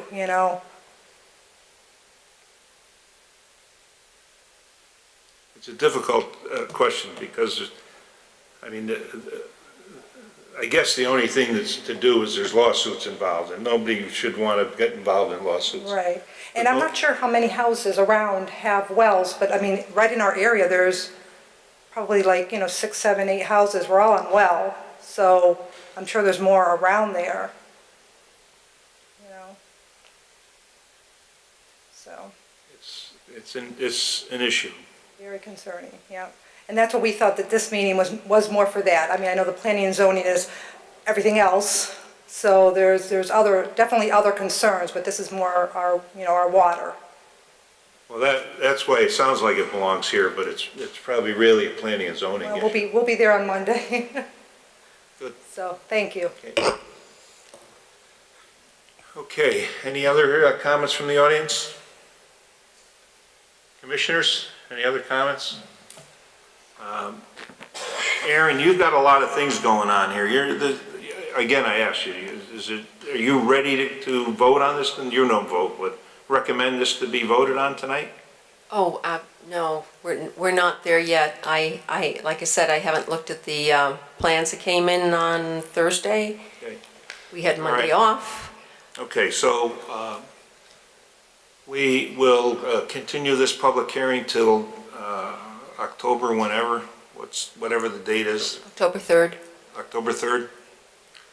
And what issues have to be addressed? One would be bond, second one would be, With the bonding, I thought maybe the the erosion control specialist you were talking about, George Cotter, could he take a look at that? can be part of it. He should be able to generate some kind of shallow report for critiquing BL Company's erosion control plan. You've already got a list of items for them to review, and you'll probably have more before, with the latest plan that came in, right? Right, I guess I do want to ask the commissioners to think about mitigations. I do frankly hesitate to go with the proposed mitigation, which would be the creation of that 5,000 square foot wetland area, only because we're opening up more earth, disturbing an area that is non-wetland today in an attempt to turn it into a wetland. And I'd rather see some enhancements of some existing wetlands, restoration or enhancements of some other wetlands on the property, rather than trying to create a new one. And when I say trying to, these things are established to varying degrees of success. So it takes a lot of attention. Well, what's your recommendation for enhancing what's there? Well, in my various reports, I've put some suggestions. Invasive species, getting some of the invasive species out. I listed where I wasn't doing a survey, I just happened to walk along and see some of these things sprinkled throughout the property. Autumn olive, Phragmites, bittersweet vine, those kinds of things. Looking at opening up in the middle of the property, there's an hourglass shape where the swamp was brought down to an hourglass with a crossing of the utilities where they're going to take some utilities out. They're actually not proposing to take the utilities out for about 100 feet through that crossing. You can see they're not proposing that through the crossing there, and I've asked them, how about taking the utilities out right through the crossing and taking some of the fill out that was put in that crossing. I don't know, you can go over there. Some of those trying to attack the invasive species, the issue is going to be who's maintaining them afterwards. That to me, with invasive species, is crazy. I mean, that Russian olive, autumn olive, whatever you want to call it, multiflora rose, knotweed, you attack it and it just fights back. So I don't know if that's where the best value is spent, or increase wetlands area down by the retention area. Is that where you were creating it? That's correct, Mr. Chairman, and again, what we're proposing is 12 times what's being a proposal to fill, not 2 to 1, 3 to 1, 12 times. And I might add, if I just can, Mr. Chairman, that the team has spent an enormous amount of time with the environmental planner. I can tell you that other than perhaps some review by Mr. Cotter, our plan is done, and we've submitted it, and I think it's a terrific plan. We looked at all the different options that have been suggested, but out of the 10 million or so, we came up with the ones that we thought worked best for the project. So I think we're there. Okay. Well, then you don't have much work to do in the next 30 days. I don't think so. I think that we're going to review this with Mr. Cotter. And you're going to review this with Aaron like on Monday morning, Yeah. and because I don't want to see the third week of the month and all of a sudden there's a big scramble for reports and everything. Feel the same. Bonding is, like I said, with bonding an issue, environmental planner, Aaron's report, if Carter's the choice, his report. I don't know what else offhand I can think of. Mr. Chairman, could we talk a little bit about the scope of work for Mr. Cotter? Should I draw up a scope of work, or how is that going to play out? Is there a limit on the, how much we want to expend on such a thing? What do you think his duty should be? What do you think his scope of work should be? I haven't thought about it before tonight, but what I was going to say is you review the erosion control plan, meet with me, see what my concerns are, meet with Eric Kruger of the Water Department, see what his immediate concerns are about the erosion control plan. Well, whoa, wait a minute.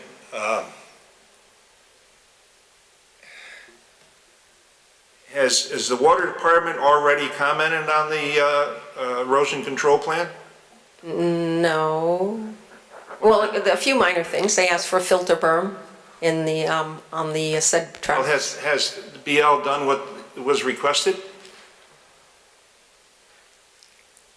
I think we're waiting. I know Eric Kruger told me he has a draft memo. He's waiting for the September 13th interdepartmental meeting we're going to have on it. I mean, you're meeting it with the law department. Is there, that's for all the reasons, right? I mean, everybody's being pulled together in the town. Right, That meeting. engineering, building, water division, planning. Right,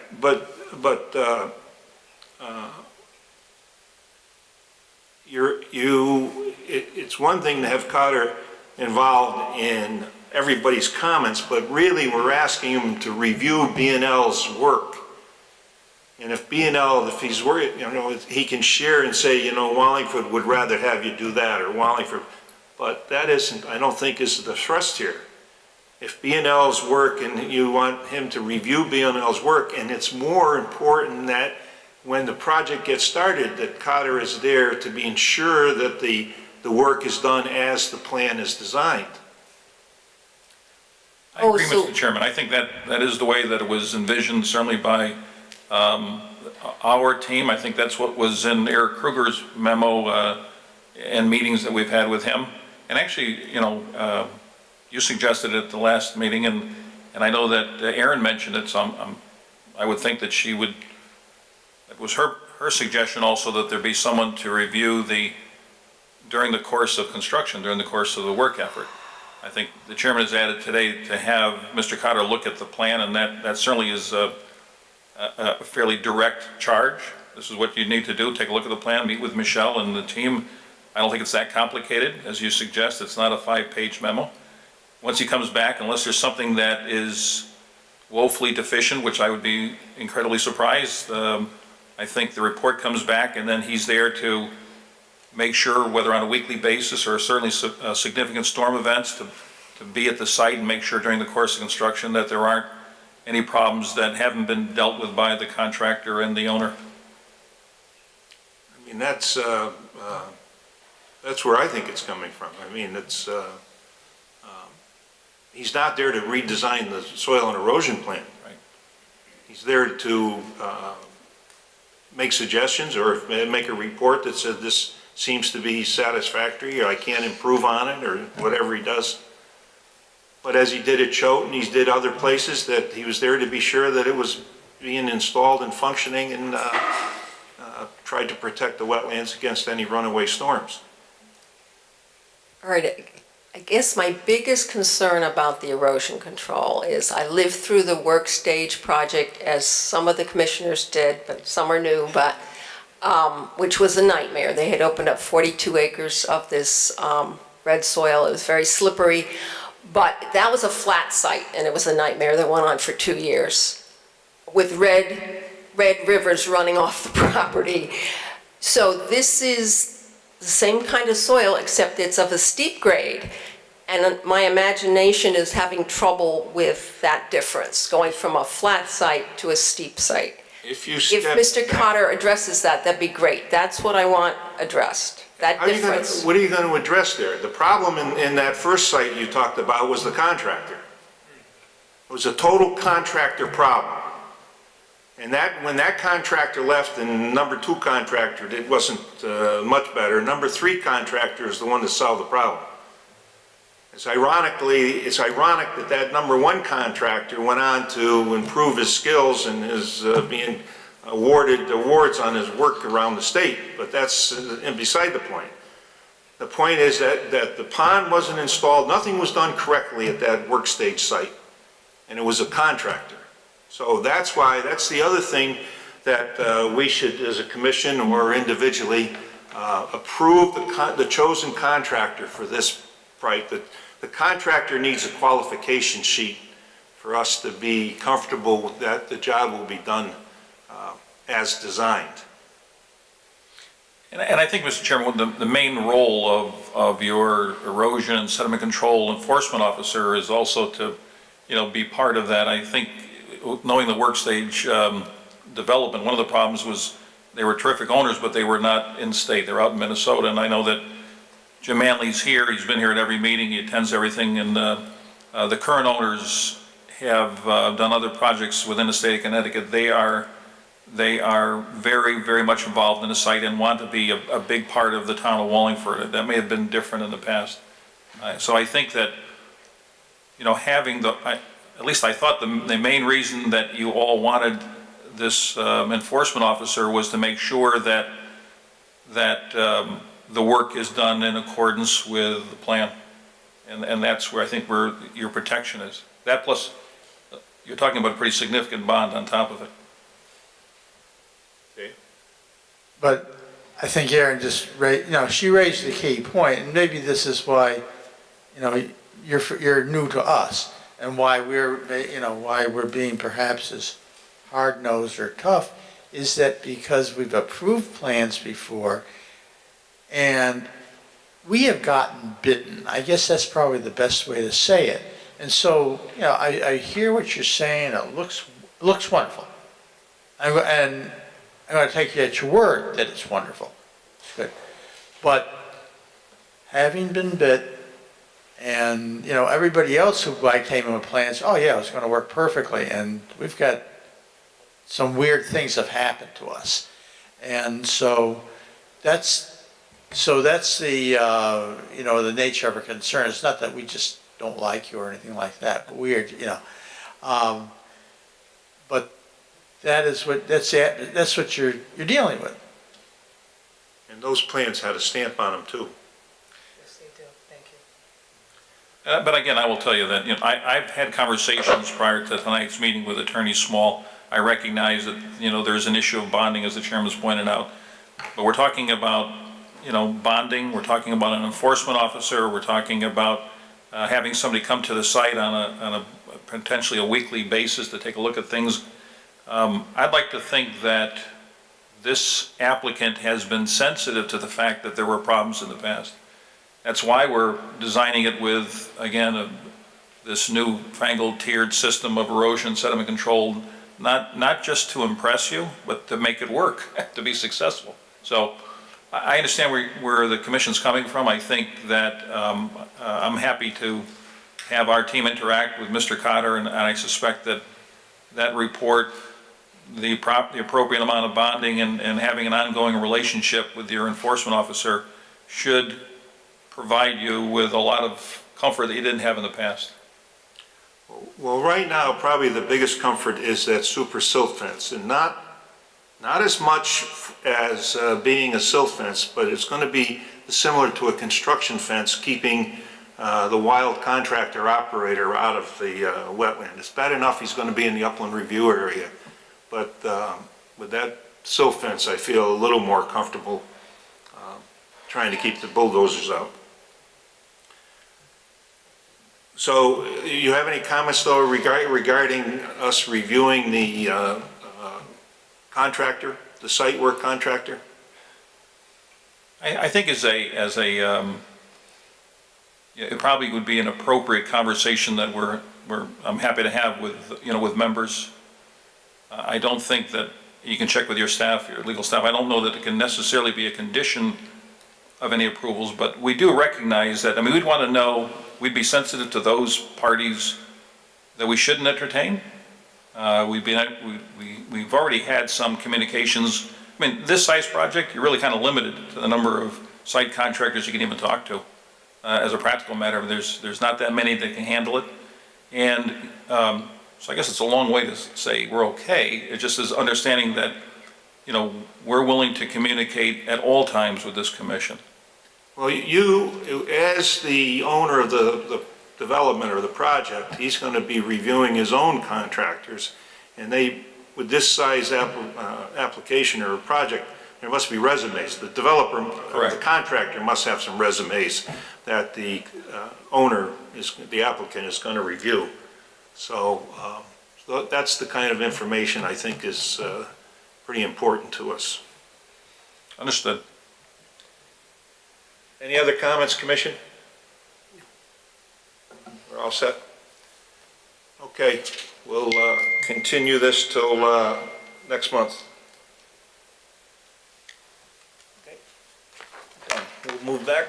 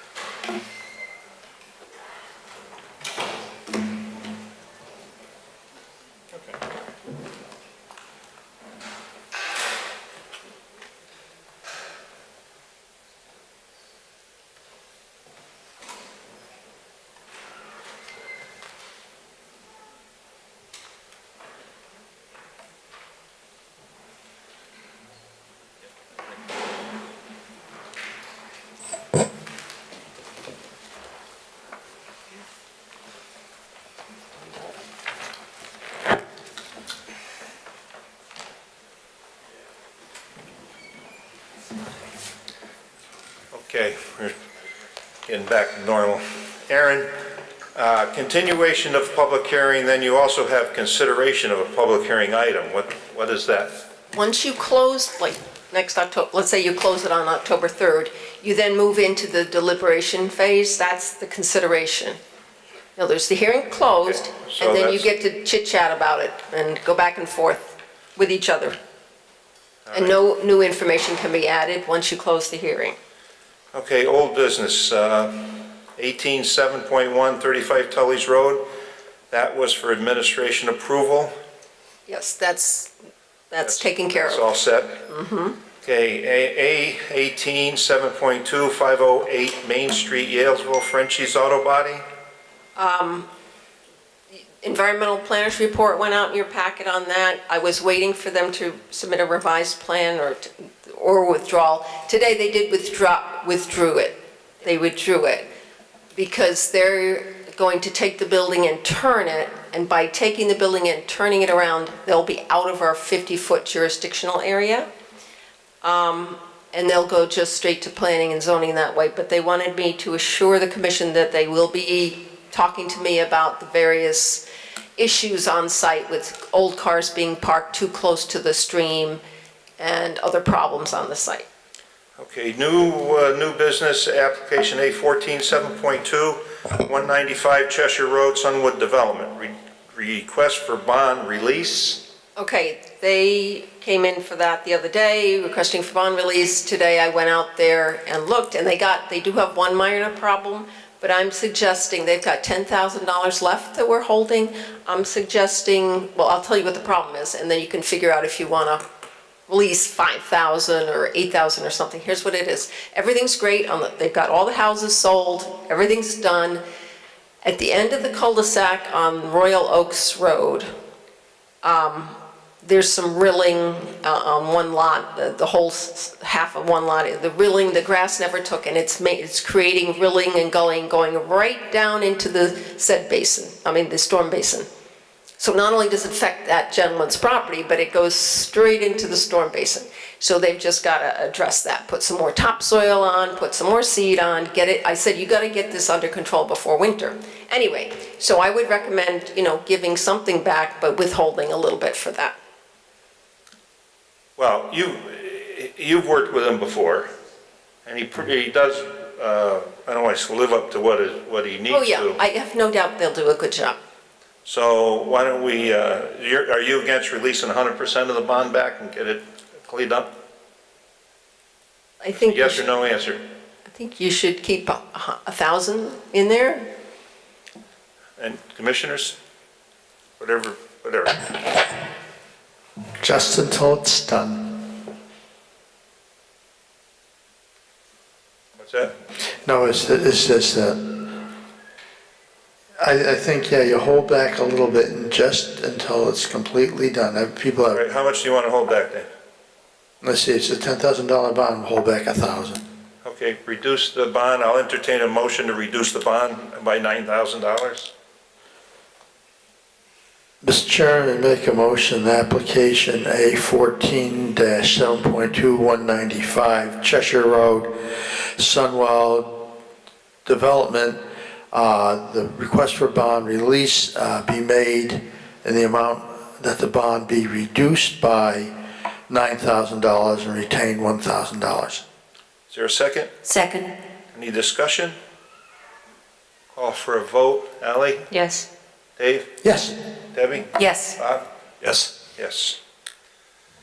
Okay, we have a new application. There's the maps there for the new application. They're to be picked up before we leave. I didn't want to crowd our desks while we were working on this. Election of officers is not tonight. Reports and communications, Paradise Vineyard and Winery. All right, my environmental planners report went out in the packet on this, and if you remember what happened when they were before us in July, what happened was they didn't have an agricultural issue, so they were supposed to withdraw their request for determination for agricultural. They actually haven't withdrawn it, but I think that was assumed that it just is moot and that it goes away. And they were supposed to come into my office with a plan that showed they could keep the parking lot under the 20,000-foot regulated amount. They told me today that they can't keep it under 20. They just can't. They need to have the bigger parking lot to satisfy some other things that planning and zoning wants. So you will be seeing this, and then next month you will be seeing their application, a wetland application for the parking lot. Okay. All right, violation, cease and correct order, 55 Kondraki Lane. The status of that, emergency Okay, driveway crossing? No movement on that yet. I'm amazed they haven't gone forward, but what they called in a structural engineer, and that's delayed. The original engineer has gone and called in a structural engineer who specializes in bridge work, and they had 3 engineers from that firm at the site to see what they should do in looking at various alternatives. But they think they'll have a plan in next week. Aren't they looking at something as simple as box culverts? They're looking at all different things, slip linings, taking it out and starting from scratch, putting it elsewhere on the property. They're also looking at it, I heard a temporary bridge that you rent. Okay, violation 988 East Center Street, benchmark land development, Providence and Worcester Railroad.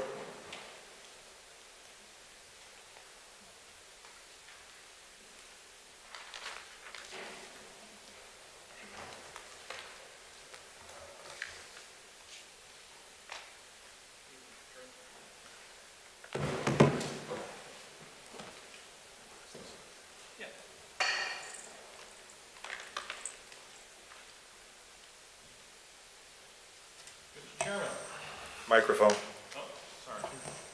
Mr. Chairman, for your record, my name is Dennis Senaviva. I'm an attorney with the Senaviva Law Firm, and I represent Benchmark Land Development LLC, the owner of 988 East Center Street here in Wallingford. With me to my left is David Lord, our soil scientist with Soil Resource Consultants. To my right is David Palumbo, principal with Benchmark Land Development. I was here in July. We talked about bringing on board a project engineer, which is Godfrey Hoffman. They have, I think, submitted a plan late today, I hope, to Aaron.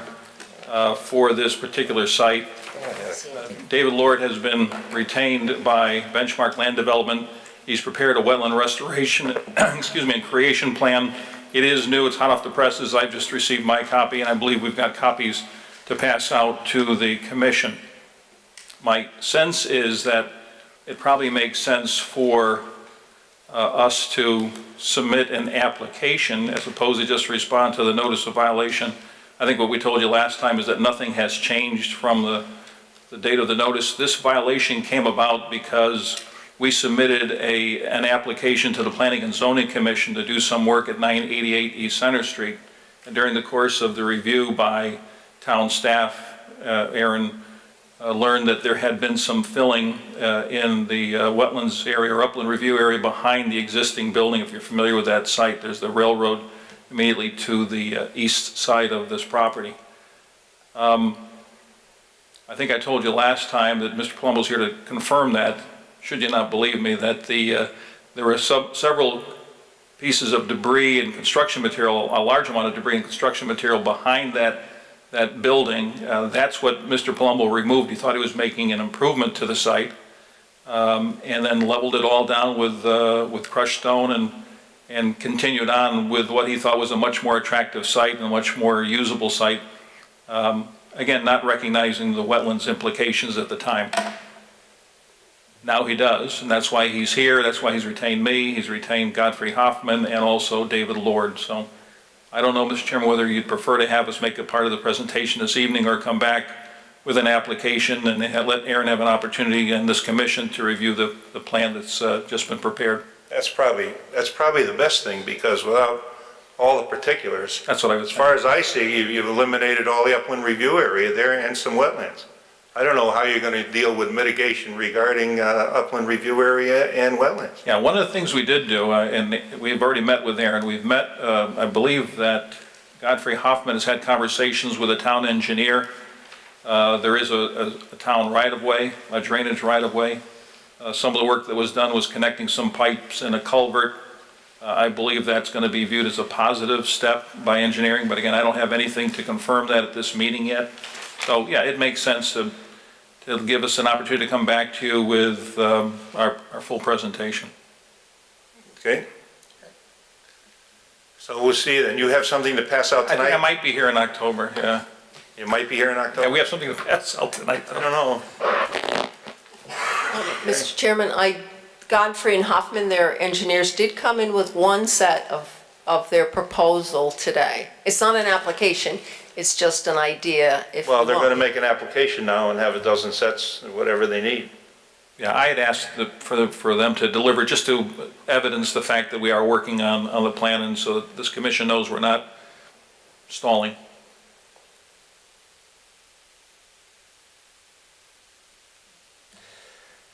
So you're going to submit an application with the requirements. Exactly. Okay. See you next month. Terrific, thank you. We're going to pass those out, Mr. Chairman. Submit these this evening, or? You know, the problem you're going to have is, well, let me think a moment. You're going to submit an application. It can't be heard next month anyway. So you're going to be in November. November. But maybe that's not true, because this is a cease and correct order. So No, the what? notice of violation. This is not a cease and correct. So it's a violation. So if they make an application, you can't vote on it on the first night? No. Huh? No, but what you could ask them, you could make an order that they remove X, Y, and Z, like next month. Well, or they want to pass out some information tonight, but it's not a full set of plans. It's not a full application. Do you want them to pass that out tonight, or wait until the maps are there and it'll be passed out before the next meeting? Either way is fine. Either way is fine. What is in your presentation, Dave? The plan that I've prepared is to take the existing conditions, restore part of the impacted wetland area, and mitigate by compensation and creation of more than the amount of wetland that was impacted by the And activities. you were fortunately have that all in that presentation? Yes, that's all in this document right here. Okay, why don't you, I think that's probably beneficial to pass that out tonight. How many copies do you need? 5. of this. Give the rest Well, to Aaron. there's 8 commissioners, and then I get 2 copies, so.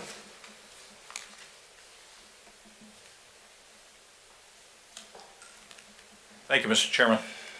Okay.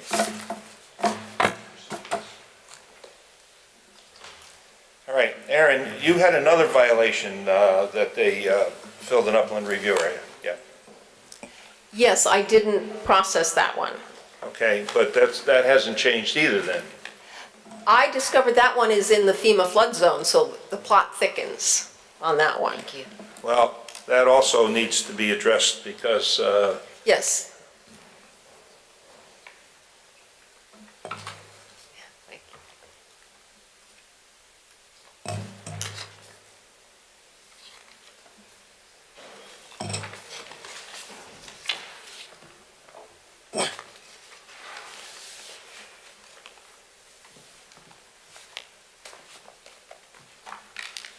okay, so I think that pretty much takes care of our meeting tonight.